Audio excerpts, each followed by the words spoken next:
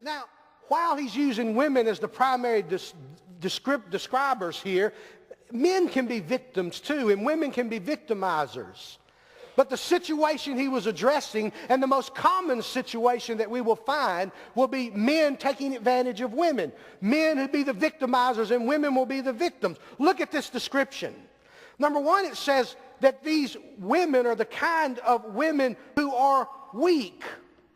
What does he mean by weak? Literally, the text says little. They're little women. And by that he means that they're not mature. These are women who have never grown up.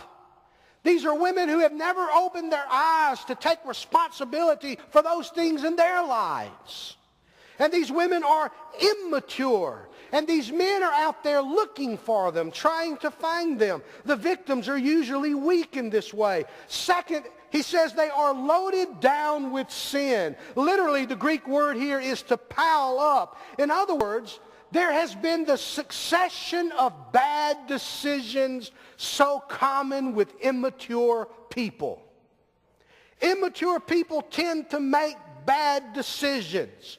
The decision to lie to your parents and to sneak around doing the things they otherwise would not approve of you doing, that's an immature decision.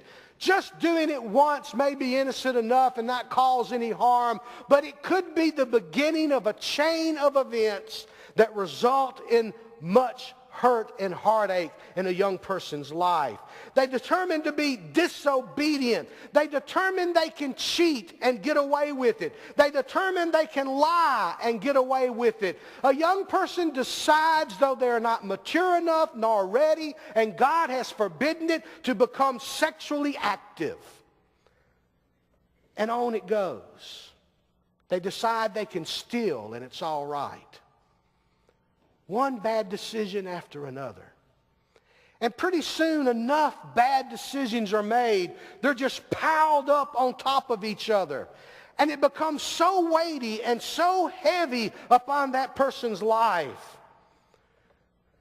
that their immaturity has burdened them down with the load of sin that makes it hard for them to see anything other than what's in front of them. And along comes this good-looking guy that talks sweet. And another victim falls to another victimizer who's out there looking for that girl.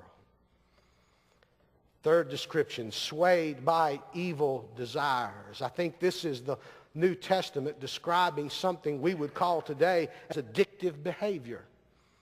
Bondage.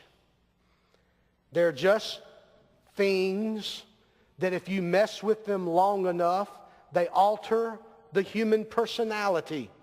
And the human personality can enter into addiction. It can be sex. It can be alcohol. It can be drugs, legal or illegal. It can be food. It can be the thrill of stealing. It can be any number of obsessive compulsive type behaviors. And they take over and begin to sway or affect a person's life and send them down certain paths.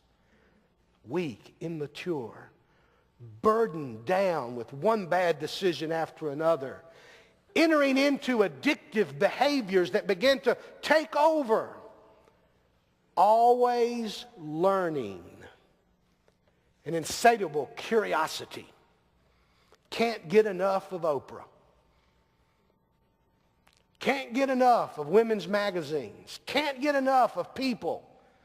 Can't get enough of the newest movie rag. Can't get enough of the newest gossip show. Can't get enough.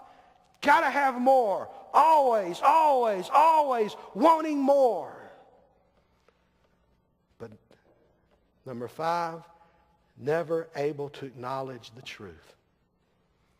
Or, in other words, no discernment.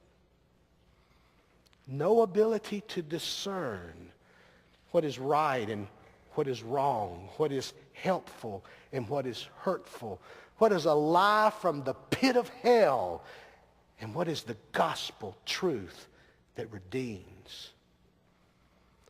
You see, the victim is first of all a victim of their own decisions, of their own immaturity, of their own mistakes. Paul describes this to Timothy. He lays it out and says, you've got it right there in your church. You've got men who are like this, and you've got women who are like this. And these men that are like that, they're looking for the women that are like this. And when they get together, the consequences are going to be bad. And usually the consequences are worse for the victim, for the woman. But God has a different plan in mind.